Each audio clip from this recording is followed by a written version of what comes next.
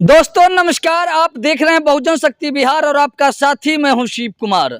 मैं भी वैशाली के पातेपुर में हूं और मैं आपको बताना चाहूँगा सर्वे पदाधिकारी का जो एक जगह बनाया गया है, एक अस्थाई इनका जो यहाँ पर कार्यालय बनाया गया है वह सैदपुर डुमरा में है और सैदपुर डुमरा पंचायत के बिहार सरकार भवन में है। मैं आपको बताना चाहूँगा सर्वे संबंधित कौन कौन सी डॉक्यूमेंट लगेंगे, कौन कौन सी कागजात लगेंगे, तमाम जानकारी जो है आप सर्वे पदाधिकारी से जानने का प्रयास कीजिए। तो सर बहुत बहुत स्वागत है आपका। जी धन्यवाद। सर जानकारी मिली है कि सर्वे का प्रोसेस जो है वो जारी हो चुका है। सर्वे के लिए मुख्य कौन कौन सी डॉक्यूमेंट की ज़रूरी है? जो पुराने हमारे परदादा के नाम से है उनके लिए कौन सी डॉक्यूमेंट की ज़रूरी है और नए जो केवाला ले चुके हैं उनके नाम से कैसे सर्वे होगा? सर जिस तरह से अगर आपके पास जो भी पुराने डॉक्यूमेंट हैं, खतियान या कि आपके पास जितने भी जमाबंदी के हो कागजात, उनको आप प्रपत्र 2 में भर के दीजिए और वंशावली अगर वंशानुगत आ रहा है तो वंशावली भी आपको अटैच करना है। साथ में अगर जिस तरह से हैं आप वाहन का भी नाम आपको मैंडेटरी है, उसमें कागजात होने चाहिए आपको अपने ज़मीन के। जिस तरह मान लीजिए हमारा खतियानी ज़मीन है जी, खतियानी ज़मीन के साथ साथ क्या खतियान ही डॉक्यूमेंट है या उसके साथ और भी जो हम टैक्स दे रहे हैं गवर्नमेंट को रसीद की लगाना है या उसके अलावा और कोई डॉक्यूमेंट की ज़रूरत है? एक खतियान भी चलेगा और आपको अगर रसीद है सही है आपका तो रसीद भी दीजिए, रसीद माना जाएगा और खतियान के साथ में माना जाएगा। ओनली खाली रसीद मानने में दिक्कत यह है कि रसीद कुछ गलत भी आ रही है। सर वंशावली जो है, वंशावली में क्या अगर मान लीजिए मेरे दादाजी के नाम से प्रॉपर्टी है तो क्या मेरे बुआ का नाम उसमें दर्शाना पड़ेगा? दादाजी के नाम पे है तो आपको दर्शाना पड़ेगा। दर्शाना पड़ेगा। जी मैंडेटरी है। दादाजी के नाम पे है तो आपको बुआ का नाम देना पड़ेगा। सपोज द मान लीजिए कि मेरे दादाजी के नाम से संपत्ति है, मेरे पिताजी नहीं है और मेरी माँ भी नहीं है, फिर वह संपत्ति की मालिक कौन होगा? नहीं, दादाजी के नाम पे है तो आप उसी सीरीज से आइएगा जी। एक अपना वंशावली के ट्री से ही आइएगा नीचे। जिस तरह से है आप उस तरह से दिखाइए। अब उस पर डिपेंड करता है कि किन के नाम से आपका जमाबंदी आप खोल रखे हैं। मैं भी कुछ लोग नीचे तक आ गए होंगे, वहाँ से आपको नाम देना पड़ेगा टोटल लोग का। अगर दादाजी के नाम पे है तो जितने लोग अभी जिंदा हैं, बेटा पोता जो भी होंगे, वहाँ तक आपको वंशावली बनानी पड़ेगी। जितने लोग जीवित हैं जी वहाँ तक आना पड़ेगा। जितने लोग का मतलब है कि जो आपके घर का अपर लोग हैं, मतलब आपका बेटा बेटी नहीं, अगर आप फादर हैं या तो घर में जो बड़े लोग हैं जिनके नाम पे खतियान खोलना है। हमें जीवित लोगों का खतियान खोलना है, मरे हुए लोग का नाम नहीं रहेगा। तो जिंदा लोग हैं अभी के पीरियड। सपोज द मान लीजिए कि मेरे पिताजी नहीं हैं तो उस कंडीशन में क्या करना पड़ेगा? मेरी माँ के नाम से खुलेगा या मेरे नाम से खुलेगा? ये सर डिपेंड करता है कि आपके मदर के नाम से भी खुल सकता है और बेटा के नाम से भी खुल सकता है। मैक्सिमम चांसेस है कि मदर के नाम पे भी खुले खाता। ये क्लियर नहीं है। नहीं सर, ये डिपेंड करेगा, एज का डिपेंड फॉर्मेट है। अगर मान के चलिए आपकी मदर अभी नवयुवक अगर कोई है, मान लीजिए हस्बैंड डेथ कर गया, तो उस पीरियड में हमको देखना पड़ेगा कि उनके साथ कौन कौन अटैच है। मतलब उनकी बीवी, उनके बच्चे क्या हैं। सिर्फ बीवी के नाम पे नहीं खोल सकते हम, बच्चे के नाम पे खोलेंगे। तो वो सर एज के डिफरेंस देखना पड़ेगा उसमें कि क्या है उनका एज और क्या इनका डिफरेंस ही है। उसका एज क्या निर्धारित है? बच्चे का कम से कम कितना एज होना चाहिए? बच्चे का एज से मतलब नहीं है सर, बच्चे का एज का खाली डिफरेंस नहीं है। बच्चे का एज जो भी हो उसके नाम से खाता खुल सकता है। एक वो ये एज के लिए तो हमें भी अब उतना नहीं है, मगर आपको बता रहे हैं एज नहीं माइनर करता है। आपको देखना है कि मदर की एज क्या है। मदर नवयुवक हैं अगर तो हो सकता है उनके नाम से खोल दें, कल वो दूसरी शादी कर लें तो यहाँ से भी निकल जाएंगे टोटल। जी। तो वो हमको बच्चे के नाम से खोलना ही है, मैक्सिमम चांसेस है बच्चे के नाम से। जी। दूसरी बात, मान लीजिए कि कोई आदमी बिहार सरकार की ज़मीन में जो है अतिक्रमण करके मकान बना रखा है और पर्चा नहीं है, उसके लिए क्या कंडीशन है सर्वे में? उसमें सर आपके पास पर्चा नहीं है तो उसका हमारे पास कोई उपाय नहीं है। आपका दखल है, दखल अलग चीज़ है। पर्चा नहीं है तो वो बिहार सरकार की भूमि ही रहेगी। आपके पास कोई साक्ष्य है तो आपको दिखाना पड़ेगा। और जो ट्रस्ट के नाम से प्रॉपर्टी है उसमें मेरा मकान बना हुआ है, उस कंडीशन में क्या होगा? वो डिपेंड करता है कि ट्रस्ट आपको कुछ दिया है या फिर आप दखल में ही सिर्फ जी रहे हैं। आपके पास क्या कागजात है ये मायने रखता है कि आपके पास कागजात हैं क्या। कागजात हमें मैंडेटरी है आपको दिखाना। पर्चा कम से कम ट्रस्ट के माध्यम हाँ। हो या गवर्नमेंट के माध्यम से हो, पर्चा जरूरी है। पर्चा होना चाहिए। पर्चा होना चाहिए। जी जी। मान लीजिए कि कोई रैयत में बसा हुआ है, जी। कोई रैयत जमींदार के ज़मीन में बसा हुआ है और आज भी उनके पास काम करता है जी। उस बसने के अलावा मजदूरी जो है उसको बसाने में मिल रहा है जी। कि मेरे ज़मीन में बसे हुए तुम आज मजदूरी करो। उस कंडीशन में क्या है, रैयत के ज़मीन में क्या हो सकता है? मकान बना हुआ है, मकान बना हुआ है तो वो तो दखल उनका हो गया, और उनको वो रैयत दिए किस तरह से हैं, वो उनको कुछ भी लिख के दिए हो, हैंड रिटेन हो, कुछ भी उनके पास साक्ष्य है उस ज़मीन का, होता कि रसीद वहीं कटा रहे हैं, आप रहे हैं। आज के डेट में वो दावा कर देंगे तो हम तो उनको देना पड़ेगा। आप कहिएगा हमको दिए थे तो ओरल का तो कोई ज़्यादा वैल्यूएशन है नहीं, कुछ तो आप लिख के रखे होंगे ना कि भाई हमारे नाम से, उनके नाम से अगर रसीद कटता होगा, उनको वो कुछ भी बोल के दिए होंगे, लिख के दिए होंगे, तो उनके नाम से खुलेगा, नहीं तो रैयत अगर कंप्लेन करते हैं तो उन्हीं के नाम पे चला जाएगा, उन्हीं के नाम से जाएगा। सर, अगर जमीन का कागजात किसी और के नाम से हो, दखल किसी और का हो जमीन पर, ऐसी परिस्थिति में क्या करना चाहिए? सर ये दोनों को देखना पड़ेगा सर। अगर कागजात सही है तो कागजात वाले के फेवर में हम लोग जाएंगे।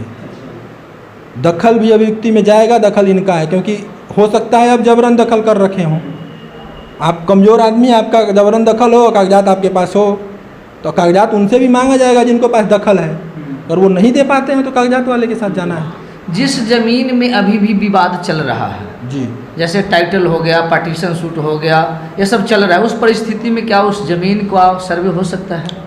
सर अगर उसकी कंडीशन पे सर्वे हो भी सकता है, नहीं तो अभी वो टाइटल पे छोड़ दिया जाएगा। कोर्ट का क्या ऑर्डर है वो विवादित रहेगी जब तक उसके ऑर्डर नहीं आ जाते। नहीं आ जाते। जी जी। जिस तरह 60 के सर्वे में जी। जमीन किसी और का है और किसी और के नाम से सर्वे गलत हो चुका है, कट चुका है जी, और आज तक वह जमीन शुद्धिकरण नहीं हुआ, जमीन जो जोत रहा है जिसके नाम से कट गया वो सिर्फ गवर्नमेंट को टैक्स दे रहे हैं, रसीद कटा रहे हैं, बाकी कब्जा जो है वो पुराने ज़मीन मालिक के पास ही है। जो 60 में गलत सर्वे होने के कारण आज कब्जा ज़मीन मालिक का ही है, टैक्स कोई और दे रहे हैं, उस कंडीशन में क्या है? देखिए सर, अब दोनों लोगों के अपने अपने साक्ष्य हैं। अगर वो इनके पास ज़मीन के कुछ कागजात हैं तो ये भी भरें, अगर वो करेंगे तो दोनों लोगों का वो विवादित जाएगा ही जाएगा। विवाद में उसमें क्या होता है सर, कागजात देखने के बाद ही पता चलेगा। तो जो सर्वे में ज़मीन का गड़बड़ी हुआ, जी। गड़बड़ सर्वे हुआ, उस कंडीशन में 60 से पहले का डॉक्यूमेंट चाहिए जिनका ज़मीन लेना है उनको? में भी देखा जा सकता है, अगर है आपके पास तो आप लगा दीजिए। जी। हमारे पास साक्ष्य हो गया, हम उसके अनुसार खोजेंगे, या हमारे कानूनगो साहब पूरे रैयती भूमि देखते हैं तो उसको हम लोग को ज़रूरत पड़ेगा तो हम लोग अपर से मांगा जाएंगे, मान लीजिए अंचल से या भू अभिलेखागार से हमको लगता है तो पूछा जाएगा। जिन साक्ष्यों को खोज सकते हैं हम वहाँ तक खोजेंगे। तो जिनको गलत है उनको 60 से पहले का डॉक्यूमेंट देना पड़ेगा, नक्शा खतियान दोनों देना पड़ेगा कि हाँ 60 से पहले मेरा ये था, ये गलत होने के कारण। देखिए सर, जब तक आप फाइनल हमें दीजिएगा नहीं तो ये पता नहीं चलने वाला है कि 60 का है कि 80 का है, या पहले का है या बाद का है।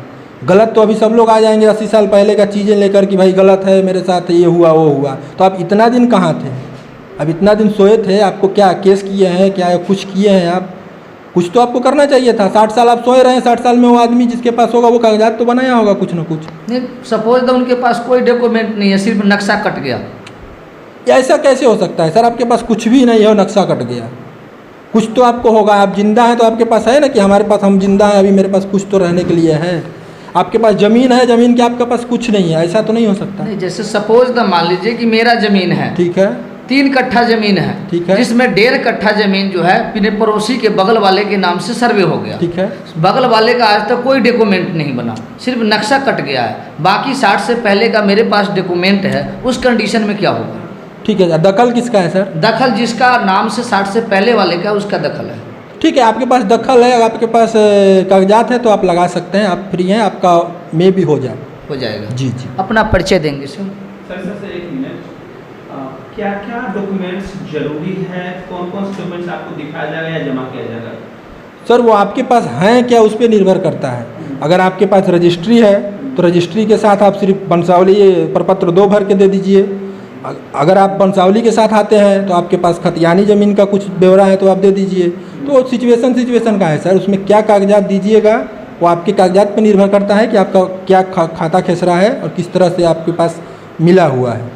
सर आखिरी सवाल है, सवाल यह है कि क्या सर्वे जो होगा उस 22 खेसरा जमीन और प्लॉट पर जाकर होगा या ऑफिस में बैठकर होगा? नहीं सर, 22 खेसरा प्लॉट पे होगा, प्लॉट पे होगा एकदम एग्जैक्ट। हमारे पास नक्शा आएंगे, हमें प्लॉट जाना है क्योंकि हमें नक्शा बनाना है, तो आपको हमें प्लॉट पे जाने हैं, बाई ऑफिस से नहीं होने वाला, नहीं होने वाला। नहीं। सर्वे को लेकर एक बड़ी असमंजस है जी। ये इसका दिनांक कब से है, ये कब से शुरू कर दिया जाएगा ताकि लोग अपने काम को पूरी तरह से करके आपसे संपर्क करें? देखिए सर, 16 मतलब इसके पहले 16 अगस्त से 16 अगस्त से हम लोग यहाँ ग्राम सभा कर रहे थे। 31 अगस्त तक हमारे पास ग्राम सभा थे।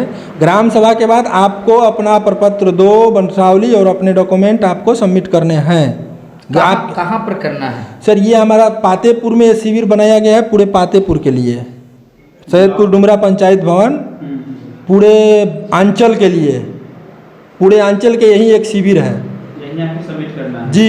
इसके अलावे हम अपने अमीन को इंस्ट्रक्टेड है कि वो अपने मौजा में, एक अमीन को 4-5 मौजे हैं, वो किसी बाई दिन कहीं कहीं मौजे में अपना स्टॉपेज बनाए हुए हैं किसी जगह, मुखिया जी जैसे हमें सुविधाएं दे रखे हैं, उस टाइप से वहाँ भी वो लोग रिसीव कर सकते हैं।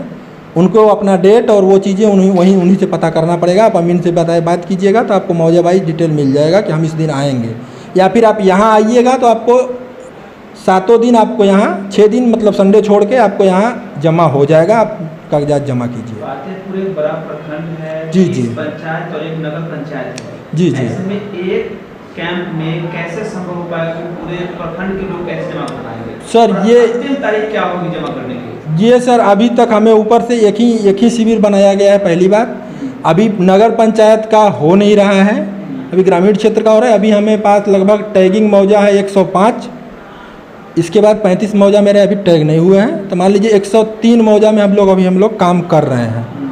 अब जैसा भी है सर, ये ऊपर से ही है, एक ही शिविर है, आपको यही करना है जमा, या फिर अमीन से बात करके आप अपने ग्राम में भी दे सकते हैं। अपने ग्राम में भी जमा कर सकते हैं। बोल रहे हैं किसी दिन उनका अपना, अगर वो जाते हैं, क्योंकि वो हर ग्राम में एक दिन जाते हैं, वीकली वाइज हर ग्राम में एक दिन हर, उनको 4-5 मौजे हैं, तो अगर आपसे बात कर पाते हैं, आप उनको भेंट कर पाते हैं, उनसे मुलाकात होती है, तो आप उन्हें दे दीजिए।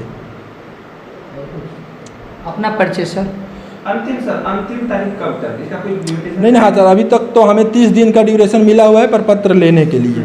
ये अगर बढ़ता है तो हम लोग आपको अपडेट करेंगे, यहाँ नोटिस लग जाएगी कि ये डेट बढ़ाया गया है। अभी तक 30 तारीख तक आप लोग को देना है। सर्वे का काम अक्टूबर से शुरू हो जाएगी? नहीं, शुरू ही है सर। अच्छा, पातेपुर में टोटल शुरू ही है। अगर अब 16 अगस्त से ही काम शुरू ही है। ग्राम सभा की है, वो भी एक उसी का पार्ट था। अभी हम लोग ले रहे हैं प्रपत्र 2, ये भी सर्वे का ही अंडर में है, और इसके आगे का सर्वे का काम मतलब स्टार्ट ही है, ऐसा नहीं है कि आपको आगे से होगा। ये भी एक उसी का ग्राउंड और प्लॉट पर जाने का। ये सर आप जमा कीजिएगा, इसके बाद हम लोग इसको वेरीफाई करेंगे, फिर उसके बाद हमारे एक एजेंसी हैं, उनके लोग आएंगे, फिर हम लोग क्या हर ग्राम वाइज पहले हम लोग बाउंड्री डिसाइड करेंगे, किश्तवार करने जाएंगे, फिर खाना पूरी होगा। ये पहले आप जमा कीजिएगा, इसका हम लोग शिनाख्त करेंगे एक साइड से, कागजात के एक साथ से हम लोग उसको वेरीफाई करेंगे, उसके बाद ये होगा।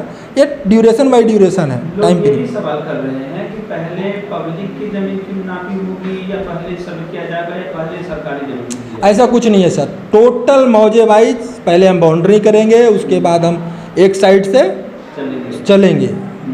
तो वो ऐसा नहीं है कि सरकारी ज़मीन और ये सारे जितने लोग हमारे पास पर्ची देंगे, उनके साइड से हम एक साइड से चलेंगे। हो सके वहाँ पे आपको हम खड़े हों तो आपसे ओरिजिनल दस्तावेज भी मांगा जा सकता है। आप लोग का सहयोग चाहिए कि आप अमीन और हमारे जो अधिकारी जाएंगे, उनके साथ आप प्लॉट पे रह के थोड़ा उनके साथ आप बता दें कि ये मेरा प्लॉट है, ये इसके कागजात थे दिए हैं, तो ठीक है, वो एक बार आपको क्रॉस चेक करेंगे। अच्छा, और कुछ अपना परिचय बता दीजिए सर। मैं नारायण कुमार सिंह, पातेपुर के शिविर प्रभारी हैं हम। तो आपने सुना, क्योंकि सर्वे पदाधिकारी जो है उन्होंने वंशावली पर भी बताया है। इतना ही नहीं, वंशावली बनाने के लिए अब आपको साधारण तरीका है। साधारण तरीका यह है कि आप अपने खुद को वंशावली बनाकर वह निर्धारित कर सकते हैं, वह बता सकते हैं कि हमारे पूर्वजों के नाम से संपत्ति है और अभी तक मेरे पिताजी या मेरा अधिकार इस वंशावली में आता है। अब वंशावली के लिए अब आपको कोर्ट की एफिडेविट नहीं चाहिए, अब न्यायालय में जाने की ज़रूरत नहीं है, फिजूल की पैसे खर्च करने की ज़रूरत नहीं है और फिजूल की समय बर्बाद करने की भी ज़रूरत नहीं है। वंशावली आप खुद को तैयार कर सकते हैं और अपने पंचायत के, चाहे वो सरपंच महोदय हो चाहे पंच महोदय हो, किन्हीं से उस वंशावली पर सत्यापित करवा सकते हैं। तो आपने सुना कौन कौन सी आपको डॉक्यूमेंट लगेगा। जिनका पूर्वजों के नाम से ज़मीन है, जिनका खतियानी ज़मीन है, उनके लिए सबसे पहला डॉक्यूमेंट जो है, सबसे पहला कागजात जो है वह खतियान ज़रूरी है और दूसरा उनका ज़मीन का रसीद ज़रूरी है। अगर किन्हीं का ज़मीन का रसीद आज तक नहीं कटा है, 60 के बाद आज तक रसीद नहीं कटा है, तो उनको खतियान ज़रूरी है। अगर किन्हीं को अगर रसीद भी कटता है, रसीद गड़बड़ भी है, तो उसका मान्यता नहीं होगा। खतियान सबसे पहला डॉक्यूमेंट है। दूसरी यह है कि जो लोग बिहार सरकार के ज़मीन में बसे हुए हैं, अगर उनके पास पर्चा है तो वह पर्चा दिखाना पड़ेगा, और जिनका सिर्फ मकान है, पर्चा नहीं है, किसी भी तरह की कागजात नहीं है, तो उनको उस ज़मीन से हाथ धोना पड़ेगा, मानो वह ज़मीन बिहार सरकार का होगा। चाहे वह ट्रस्ट का ज़मीन हो, चाहे बिहार सरकार का ज़मीन हो, चाहे जो है से किसी गृहस्थाना का ज़मीन हो, किसी ज़मीन मालिक के ज़मीन में अगर आप घर बना रखे हैं, आप उनके गृहस्थ हैं, पूरी जीवन आप उनके बीच मजदूरी किए हैं और उनके घर में बसे हुए हैं, उनके घर में मकान बना रखे हैं, फिर भी आपको डॉक्यूमेंट की ज़रूरत पड़ेगा और ज़मीन मालिक से एक लिखा हुआ डॉक्यूमेंट की आवश्यकता है।